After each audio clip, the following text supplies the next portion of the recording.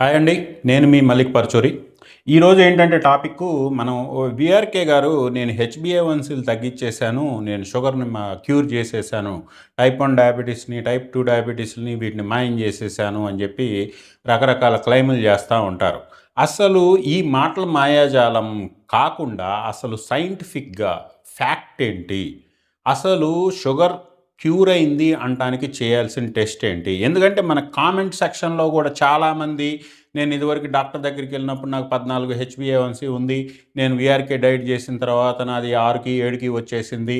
So, దీన్ని బట్టి నాకు షుగర్ తగ్గినట్టే కదా! మందు బిళ్ళలు వారేసినా కూడా నాకు షుగర్ తగ్గినట్టే కదా! అని చెప్పి చాలామంది అపోహపడుతున్నారు. దీని వెనకున్న సైన్స్ ఏంటి?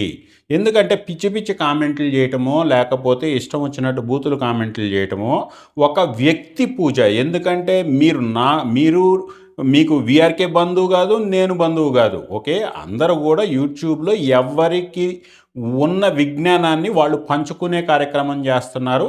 ఆ కార్యక్రమంలో భాగంగా ఎవరికి నాలెడ్జ్ ఉంటే వాళ్ళని మీరు ఫాలో అవుతారు. ఏది శాస్త్రీయత అనేది తెలుసుకోండి. మాటల మాయాజాలంలో పడిపోయి వ్యక్తి పూజలు చేసేసి అనవసరంగా ఇష్టం వచ్చినట్టు వ్యక్తుల్ని లేకపోతే వ్యక్తుల ఫ్యామిలీ మెంబర్ల మీద నెగిటివ్ కామెంట్లు పెడతాం సభ్యతా సంస్కారం కాదు. మీరు ఇక్కడ ఏంటంటే మీరు కూడా ఒక మాయలో ఇరుక్కున్నారు. మీకు కళ్ళు తెరిపించే ప్రోగ్రామే ఇటువంటి మాయాజాలాల నుంచి బయటపడి కళ్ళు తెరుచుకోవాలని చెప్పి కళ్ళు తెరిపియటానికి చేసే ప్రయత్నమే ఇది. ఇక్కడ దయచేసి సబ్జెక్ట్ అర్థం చేసుకోండి. ఎవరికి వ్యక్తి పూజలు చేసి దేవుళ్ళని చేయాల్సిన అవసరం లేదు. మీ ఆరోగ్యాన్ని కాపాడుకోవాలి అంటే మీకు మినిమం కనీస అవగాహన రావాలి ఆరోగ్యం మీద. లేకపోతే మార్కెట్లో మోసాలు చాలామంది ఉన్నారు. అది అల్లోపతిలో ఉండొచ్చు, అది న్యాచురోపతిలో ఉండొచ్చు, అది ఆకుపసరలో ఉండొచ్చు, ఆయుర్వేదంలో ఉండొచ్చు, దేంట్లైనా ఉండొచ్చు. ముందు మీరు సబ్జెక్టు విషయం గురించి అవగాహన ఉంటే ఇట్లాంటి మాయళ్ళ బుట్టలో పడకుండా ఉంటారు. మీ ఆస్తులు, మీ ఆరోగ్యాలు పోగొట్టుకోకుండా ఉంటారు. సో ఇక్కడ మనం ఉపద్ఘాతం ఇది. ఇక్కడ మనం ఈ వీఆర్‌కే ఏదైతే ఏం ఏం ఏం క్లెయిమ్ చేస్తున్నారు? హెచ్‌బీఏ1సీ 5.7 ఉంది. ఇతను హెల్దీ పర్సన్ అనుకుందాం. ఇతనికి హెచ్‌బీఏ1సీ 5.7 ఉంది అంటే ఇతనికి నియంత్రణలో ఉంది. మెరుగైన హ్యాపీగా అన్నీ ఆప్టిమల్లో ఉన్నాయి. ఇతను ఉన్నాడు. ఇక్కడ మనకి హెచ్‌బీఏ1సీ 7.2 ఉంది, లేకపోతే 14 ఉంది. ఇటువంటి ఉన్నప్పుడు మనకి వీళ్ళ యొక్క బ్లడ్ షుగర్స్ చాలా హైస్ ఉన్నాయి, నియంత్రణలో లేదు అనుకుంటే అసలు ఏం జరుగుతుంది? ఈ హెచ్‌బీఏ1సీ ఏంటి? హెచ్‌బీఏ1సీ తక్కువ ఉంటేనేమో అతను ఆరోగ్యంగా ఉండటం ఏంటి? హెచ్‌బీఏ1సీ ఎక్కువగా ఉంటే ఇతను అనారోగ్యంగా ఉండటం ఏంటి? మరి అట్లాంటప్పుడు వీఆర్‌కే డైట్ చేసినప్పుడు హెచ్‌బీఏ1సీ తగ్గుతుంది కదా! తగ్గినప్పుడు మరి అతను ఆరోగ్యవంతుడే కదా అని చెప్పి చాలామంది అనుకుంటా ఉంటారు. దీని వెనకున్న సైన్స్ ఏందో తెలుసుకుందాం. మనకి బేసిక్గా ఈ హెచ్‌బీఏ1సీ, వాట్ ఈజ్ హెచ్‌బీఏ1సీ? హెచ్‌బీఏ1సీ ఏంటి అంటే మనకి బ్లడ్ సెల్స్ ఉంటాయి. మన రక్తంలో రెడ్ బ్లడ్ సెల్స్ ఉంటాయి, ఎర్ర రక్త కణాలు.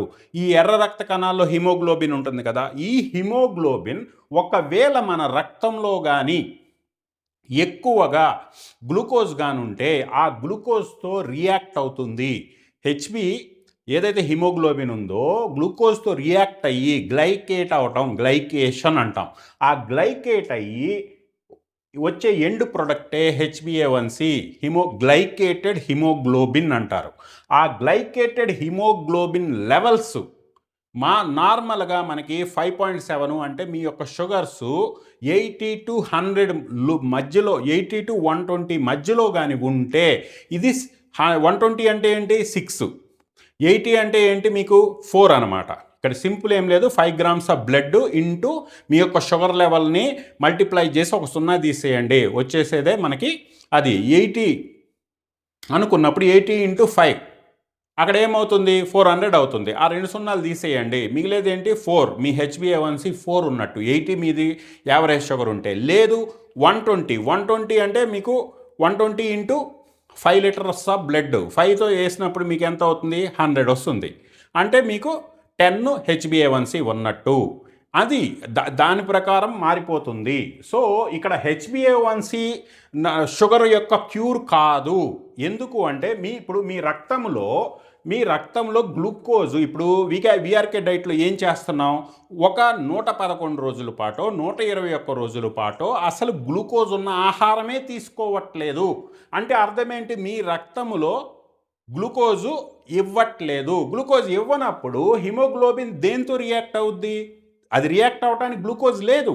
గ్లైకేట్ అవ్వడానికి గ్లూకోజే లేనప్పుడు హెచ్బి దాంతో రియాక్ట్ అవ్వదు. సో జనరల్గా HbA1cలు తక్కువ వస్తాయి. కానీ మీకు షుగర్ తగ్గిపోయిందా పెరిగిపోయిందా అనేది ఎప్పుడు తెలుస్తుంది, మీరు సఫిషియెంట్గా మీరు రోజు మీల్ తీసుకుంటూ గ్లూకోజ్ తీసుకుంటూ ఆ గ్లూకోజు డిస్పోజల్ అయిపోతుందా, సెల్లులోకి వెళ్ళిపోతుందా, లేకపోతే హిమోగ్లోబిన్తో రియాక్ట్ అవుతుందా, ఇది చూసుకోవాలి. అంతేగాని అసలు గ్లూకోజే ఇవ్వకుండా ఇది ఎట్లా ఉంటుందంటే, విఆర్కే గారు చెప్పే వితండవాదం ఎలా ఉంటుంది అంటే, ఒక తాగుబోతు అతన్ని నేను తాగుడు మానిపిస్తా అన్నాడంట. ఆ తాగుడు మానిపిస్తా అంటే వాళ్ళ ఫ్యామిలీ మెంబర్లంతా నిజమేనేమో అనుకోనని చెప్పి ఆయనకు 1 లక్ష రూపాయలు ఫీజు కట్టి ఆయన్ని విఆర్కే డైట్ సెంటర్లో చేర్పించారు. విఆర్కే డైట్ సెంటర్లో చేర్పిస్తే విఆర్కే గారు ఏం చేశారు, ఈ తాగుబోతుని తీసుకెళ్ళి జైల్లో పెట్టారు. జైల్లో పెట్టి ఆ 111 రోజులు తాళం వేసేసారు. తాళం వేసేసేసరికి ఏమైంది, ఆడికి వైన్ షాప్కి వెళ్ళడానికి తాళం వేసింది. వాడు బయటికే రాలేడు, వాడు వైన్ షాప్కి వెళ్ళలేడు. అప్పుడు ఏమైంది, వాడు ఆ 3 నెలల పాటు మందు తాగలేదు. సో చూసారా, చిటికలో నేను తాగుడు మానిపించేశాను అన్నాడంట విఆర్కే గారు. సో ఇప్పుడు అతను తాగుడు మానేశాడా, అతనికి తాగటానికి మందు అవైలబుల్ లేకపోవటం వల్ల వాడు పిచ్చెక్కిపోయి ఆ జైల్లో సైకోలా బిహేవ్ చేస్తున్నాడా? ఇప్పుడు ఈ గ్లూకోజ్ అందకుండా చేయటం ఎట్లాంటిది అంటే, ఇతన్ని తీసుకెళ్ళి జైల్లో పెట్టేశాడు. జైల్లో పెట్టేసి గ్లూకోజే అందకుండా చేసి, ఇదిగో చూసారా నేను షుగర్ తగ్గించేశాను అంటే, అరే నీకు షుగర్ తగ్గిందా లేదా, HbA1c తగ్గుతుందా పెరుగుతుందా ఎప్పుడు తెలుస్తుంది, లోడ్ ఇచ్చినప్పుడు, గ్లూకోజ్ లోడ్ ఇచ్చినప్పుడు నీ HbA1c పెరగకుండా ఉంటే నువ్వు హెల్దీ, నీ HbA1c 5.7 ఉంటే నువ్వు హెల్దీ. నువ్వు గ్లూకోజ్ లోడ్ ఇచ్చిన తర్వాత 5.7 కంటే దాటిపోయింది, 6, 7, 8, 9 దాటిపోయింది అంటే టైప్ 2 డయాబెటిక్ పేషెంట్. ఇది కదా తాగుపోతుండి జైల్లో పెట్టించేసి వాడితో నేను తాగుడు మనిపించేసి అంటాడు. వాడు జైల్లోంచి బయటికి రాగానే ఏం చేస్తాడు, వాడు ఫస్ట్ చేసే పని ఏంటి, ఎవరో ఆయన పట్టుకోవడానికి ఎవరు లేరంటే ముందు పరిగెత్తేది మళ్ళీ వైన్ షాప్కే కదా. మరి ఆడు తాగుడు మానేసినట్టు ఎట్ట అవుద్ది? ఒకవేళ మళ్ళీ వాడు వెళ్ళి వైన్ షాప్ కాడ తాగుతా అంటే మళ్ళీ నాకు అడిగి పంపి 1 లక్ష రూపాయలు ఇచ్చి మళ్ళీ నేను జైల్లో పెడతా, తాగుడు మానిపిస్తా అంటారు. ఇది ఏ విధంగా మీరు షుగర్ని లేకపోతే తాగుడు మానిపించినట్టు, లేకపోతే గ్లూకోజ్ అనే డైట్లో గ్లూకోజే ఇవ్వకుండా HbA1c తగ్గింది కాబట్టి ఇదిగో నేను వీడికి షుగర్ తగ్గించేసా అనేది ఏ టైప్ ఆఫ్ వితండవాదం? మీకు రియల్ సైన్స్ చెప్తాను చూడండి. అసలు ఏంటి రూట్ కాజ్ ఆఫ్, మనం ఇక్కడ టైప్ 2 డయాబెటీస్ అనుకుందాం. టైప్ 1 అనేది ఏంటంటే ఇన్సులిన్ ప్రొడక్షన్ లేకపోవడం వల్ల వస్తుంది, వాళ్ళకి ఇన్సులిన్ సప్లిమెంటేషన్ ఇస్తారు. టైప్ 2 అలా కాదు. టైప్ 2 డయాబెటీస్లో ఇన్సులిన్ ఎక్కువగా వస్తుంది, వాళ్ళ యొక్క ఫాస్టింగ్ ఇన్సులిన్స్ చాలా ఎక్కువగా ఉంటాయి. హైపర్ ఇన్సులియమియా అంటాం. హైపో అయితేనేమో టైప్ 1 డయాబెటీస్, హైపర్ అయితేనేమో టైప్ 2 డయాబెటీస్ అంటాం. ఈ టైప్ 2 డయాబెటీస్లో మనకి ఏం జరుగుతుంది అంటే, ఇన్సులిన్ వస్తుంది, ఇన్సులిన్ వచ్చి ఇన్సులిన్ రిసెప్టార్కి నాక్ అవుతుంది. నాక్ చేసిన తర్వాత దానికి ఎప్పుడైతే తగులుకోగానే ఇక్కడ రివర్స్లో మనకి లోపల 2 తాళాలు ఉంటాయి. ఒకటి టైరోజిన్ అని ఒక మాలిక్యూల్ ఉంటుంది, ఒక గేట్ తాళం ఉంటుంది. ఇంకొకటి సెరిన్ అని ఉంటుంది. ఈ సెరిన్ ఒకవేళ ఈ ఇన్సులిన్ రిసెప్టర్ యాక్టివేట్ చేసినప్పుడు అక్కడ జరిగే రియాక్షన్ ఏంటి అంటే ఫాస్ఫోరిలేషన్ అంటాం. ఒక ఫాస్ఫేట్ మాలిక్యూల్ వచ్చి దానికి అటాచ్ అవుతుంది. ఆ అటాచ్ అయ్యేదని ఫాస్ఫోరిలేషన్ అంటాం. అది ఈ ఫాస్ఫోరిలేషను మనకి టైరోజిన్ దగ్గర జరిగింది అనుకోండి, స్విచ్ ఆన్ అవుతుంది. ఏదైతే స్విచ్ ఉందో గ్లూకోజ్ లోపలికి తీసుకోవడానికి కావలసిన సర్క్యూట్కి ఆన్ సిగ్నల్ ఈజ్ టైరోజిన్ దగ్గర ఫాస్ఫోరిలేషన్ అవటాన్ని టైరోజిన్ ఫాస్ఫోరిలేషన్ అంటాం. ఆ టైరోజిన్ ఫాస్ఫోరిలేషన్ అయితే మీకు గ్లూకోజ్ లోపలికి తీసుకునే సిగ్నల్ ఆన్ అవుతుంది. ఆన్ అయినప్పుడు మనకి ఏమవుతుంది అంటే PI3K, AKT, ఇప్పుడు IRS 1 or 2 అని చెప్పి ఒక మాలిక్యూల్ వస్తుంది. అది PI3K అండ్ AKT ఎంటార్ ఈ యొక్క సిగ్నల్ పాత్ర ఇది మోస్ట్ సైంటిఫిక్ అనమాట. కొంతమందికి ఈ పదాలు అర్థం కాకపోయినా ముందు బేసిక్గా అవగాహన తెచ్చుకోవడానికి ప్రయత్నించండి. ఈ సిగ్నల్ సబ్సీక్వెంట్గా సిగ్నల్ ఆన్ అయినప్పుడు ఈ సిగ్నల్ వెళ్ళి GLUT4 అనే ఒక గ్లూకోజ్ ట్రాన్స్పోర్టర్ సెల్లు లోపల ఉంటుంది. ఆ లోపల సైటోప్లాజ్మాలో ఉన్నదాన్ని మనం ఇన్సులిన్ రిసెప్టర్ దగ్గరికి ట్రాన్స్లోకేట్ అవుతుంది. ఇన్సులిన్ రిసెప్టర్ దగ్గరికి ట్రాన్స్లోకేట్ అయ్యి మనకి ఈ గ్లూకోజ్ని లోపలికి తీసుకుంటుంది. ఇక్కడ సింపుల్గా అర్థం చేసుకోండి. ఇన్సులిన్ వచ్చి తలుపు కొట్టగానే టైరోజిన్ తలుపు తీస్తుంది. టైరోజిన్ తలుపు తీయంగానే ఎమ్మటనే అరే సామాన్ వచ్చిందంట, సామాన్ తీసుకెళ్ళి లోపల పెట్టు అని చెప్పి GLUT4 అనే గ్లూకోజ్ ట్రాన్స్పోర్టర్ను పంపిస్తుంది. వాడెళ్ళి గ్లూకోజ్ని తీసుకొని సెల్లు లోపలికి తీసుకెళ్తాడు. ఇది జరిగేది. అదే ఒకవేళ లోపల ఆల్రెడీ మొత్తం నిండిపోయి ఉంది. నిండిపోయి ఉన్నప్పుడు ఏం చేస్తారు? ఇప్పుడు సినిమా హాల్లో హౌస్ఫుల్ ఉంది, ఏం చేస్తారు? వాళ్ళు మర్యాదగా పిలవరు, వాళ్ళు గేట్లు వేసి ఇంకా బయటకు నెట్టి అవతల బారేస్తూ ఉంటారు. ఆ టైపులో నెట్టి అవతలకు బారేసేదే గేటు గట్టిగా వేసేసేది, మొహానే తలుపు వేసేసేది సెరిన్. గుర్తుపెట్టుకోండి, ఇందాక ఆన్ సిగ్నల్ టైరోజిన్ అయితే అరే లోపల హౌస్ఫుల్ ఉందిరా, నీది అవసరం లేదు, ఈ ఇన్సులిన్ వెళ్ళి తలుపు కొట్టినా కానీ లోపల హౌస్ఫుల్ ఉందిరా, ఖాళీ లేదు, బయటకు ఓ అని చెప్పి బయటికి మెడబెట్టుకొని నెట్టేసేది సెరిన్. ఈ ఫాస్ఫేట్ గ్రూపు సెరిన్కి కానీ మనకి ఫాస్ఫరిలేషన్ అయితే గేటు క్లోజ్ అయిపోతుంది. ఇన్సులిన్ ఓపెన్ చేసినప్పటికీ వెంటనే ఈ సెరిన్ అనేది గేటు క్లోజ్ చేసేస్తుంది. అంటే off signal, on signal tyrosine, off signal serine. ఈ సెరిన్ ఫాస్ఫరిలేషన్ పెరిగిపోవటాన్నే మనం ఇన్సులిన్ రెసిస్టెన్స్ అంటాం. ఇన్సులిన్ సెన్సిటివ్ ఉంది అనుకోండి, టైరోజిన్ ఆన్ అవుద్ది. ఇన్సులిన్ రెసిస్టెన్స్ ఉంది అంటే సెరిన్ మనకి సిగ్నల్ ఆఫ్ చేసేస్తుంది. ఈ సెరిన్ ఫాస్ఫరిలేషన్ మనకి జరగటానికి అవకాశాలు ఏమేమి ఉన్నాయి అంటే ఇన్ఫ్లమేషన్, మనకు బాడీలో ఇన్ఫ్లమేషన్ ఎక్కువగా ఉంటే ఇన్సులిన్ రెసిస్టెన్స్ అంటే సెరిన్ ఫాస్ఫరిలేషన్ పెరుగుతుంది, సబ్సిక్వెంట్గా ఇన్సులిన్ రెసిస్టెన్స్ పెరుగుతుంది. అట్లాగే ఎక్సెసివ్ ఫ్యాటీ యాసిడ్స్, ఎక్కువగా కొవ్వు పదార్థాలు తీసుకుంటే, మరి వీఆర్కే దాంట్లో కొబ్బరి నూనెలు తాగుతున్నారు కదా, దాంతో ఇన్సులిన్ సెన్సిటివిటీ కాదు ఇన్సులిన్ రెసిస్టెన్స్ పెరుగుతుంది. అందుట్లో ఎస్పెషల్లీ ఫ్రీ ఫ్యాటీ యాసిడ్స్ ఎక్కువైతే, free fatty acids increase serine phosphorylation. నేను ఇక్కడ ఏ పదప్రయోగం చేస్తున్నానో ఈ పదప్రయోగాలన్నీ కూడా మీరు ఏఐలో artificial intelligence, ChatGPT, Gemini, Grok దేంట్లో అయినా చెక్ చేసుకోవచ్చు. యాజ్ పర్ సైంటిఫిక్గా సెరిన్ ఫాస్ఫరిలేషన్ పెంచే అవకాశాలు లైపోటాక్సిసిటీ, ఇన్ఫ్లమేషన్, అట్లాగే లోపల ROSలు పెరిగిపోవటం, ఓవర్ న్యూట్రిషన్. మీరు ఫుడ్ ఎక్కువగా తీసుకున్నారు, ఫుడ్ ఎక్కువగా తీసుకుంటే అరే లోపల దాచిపెట్టుకోవడానికి చోటు లేదురా స్వామి, నువ్వు పంపించకరా అని చెప్పి ఇన్సులిన్ వెళ్ళి తలుపుని ముందుకు నెడతా ఉంటుంది, సెరిన్ వెళ్ళి తలుపు క్లోజ్ చేస్తూ ఉంటుంది. ఈ ఓవర్ న్యూట్రిషన్ వచ్చినప్పుడు కూడా సెరిన్ ఫాస్ఫరిలేషన్ సిగ్నల్ ఆన్ అవుతుంది. So over nutrition తగ్గించేయాలి.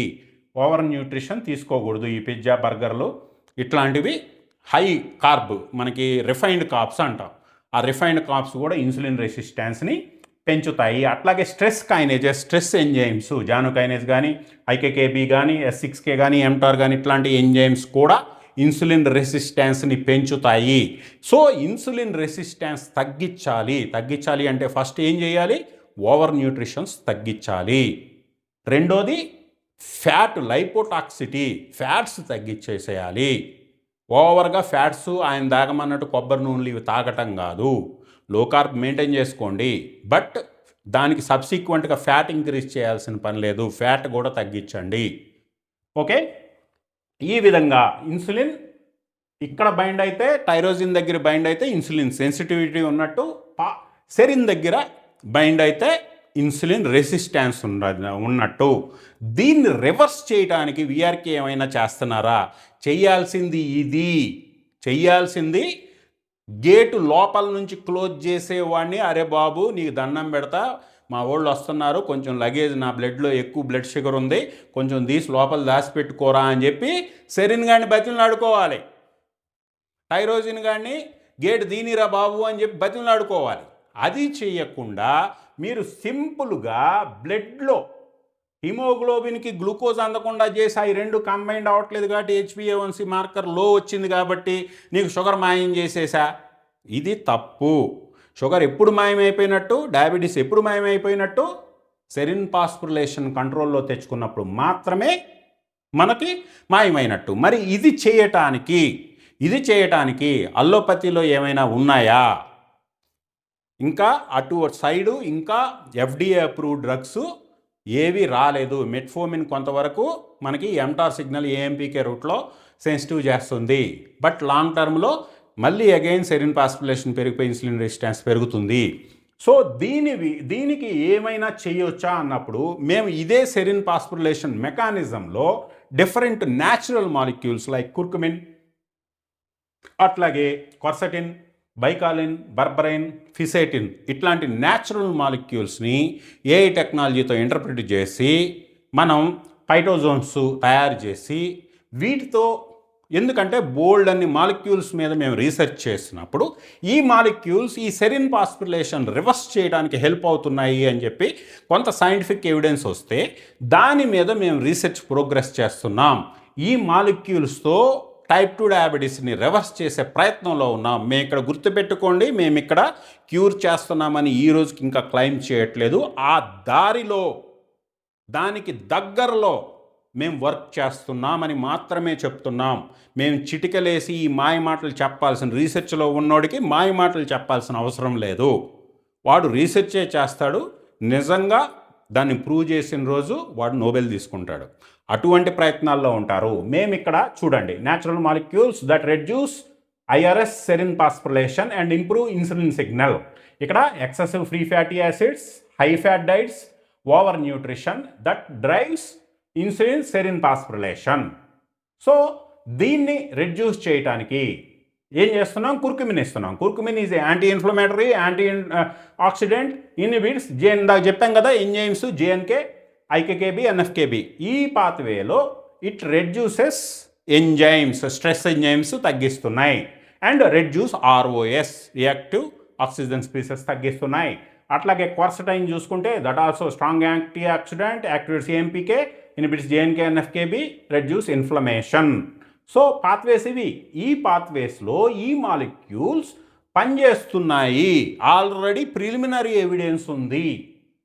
బైకాలిన్ కానీ berberine AMPK, mTOR, S6K, Janus kinase and inflammation, వీటిని బర్బరైన్ కంట్రోల్ చేస్తుంది. ఇట్లా ప్రతిదీ టార్గెటెడ్ పాత్వేస్ మేము ఇచ్చాము. Without natural molecules insulin resistance వస్తుంది. విత్ న్యాచురల్ మాలిక్యూల్స్ ఈ 5 మాలిక్యూల్స్తో లైఫ్ కేర్ అని చెప్పి ఒక క్యాప్సూల్ ఇస్తున్నారు. ఆ లైఫ్ కేర్ క్యాప్సూల్స్ మీకు ఎక్సలెంట్గా దీని మీద పనిచేస్తున్నాయి. ప్రిలిమినరీ డోసేజెస్ ఈ విధంగా ఇచ్చారు. వీ హ్యావ్ స్టార్టెడ్ లో డోసెస్తో ఇంప్రూవ్ చూస్తున్నాం. This increase glucose uptake by reducing the insulin resistance. Root cause అంటారు చూసారా, this is the root cause. We are working in the pathway. Okay, అంతేకాని ఇలాగా ఒక పిచ్చి క్లైమ్స్తో HbA1c తగ్గించేస్తే మొత్తం టైప్ 2 డయాబెటీస్ మాయం చేసేసినట్టు. ఇది తప్పుడు వాదన, వితండవాదం.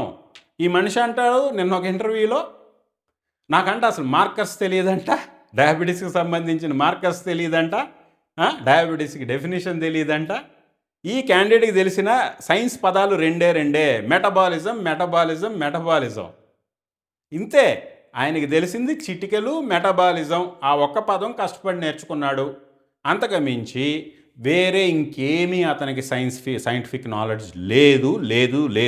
బహిరంగ చర్చకి వస్తానంటే రమ్మనండి. ఓకే, ఈ పాత్వేసు ఇవన్నీ నోరు కూడా తిరగవు ఆయనకి. ఎందుకంటే మేము చెప్పాం కదా ఇదివరకు కలిసి పని చేసామని. ఆ టైంలో 4 పదాలు నేర్పించడానికి ఎంతో కష్టపడాల్సి వచ్చేది. ఓకే, కాకపోతే మీకేందంటే ఇవన్నీ తెలియదు. అమాయకులు ఆ ఊబిలోంచి బయటికి రండి. ఈ పాత్వేలో రీసెర్చ్ నడుస్తూ ఉంది. త్వరలోనే శుభవార్త వినొచ్చు మీరు. ఓకే, సో ఇది మనకి ఏదైతే మార్కర్స్, ఏ మార్కర్స్, మేనేజ్మెంట్ మార్కర్స్ ఏంటి, క్యూర్ మార్కర్స్ సెరిన్ ఫాస్ఫోరిలేషన్ తగ్గించింది చూడాలి. సెరిన్ ఫాస్ఫోరిలేషన్ తగ్గింది అంటానికి ఇండికేషన్ ఏంటి?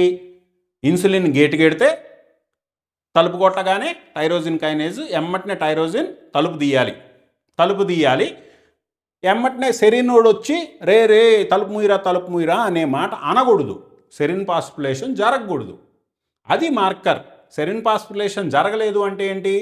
ఇన్సులిన్ నార్మల్లో ఉన్నా, నార్మల్ ఇన్సులిన్ ప్రొడక్షన్ ఉన్నా మనకి టైరోజిన్ యాక్టివేట్ అయిపోయి వచ్చిన ఎంత మనం భోజనం చేసిన గ్లూకోజ్ అంతా సెల్లు లోపలికి డిస్పోజ్ అయిపోవాలి, బ్లడ్లో తిరగకూడదు.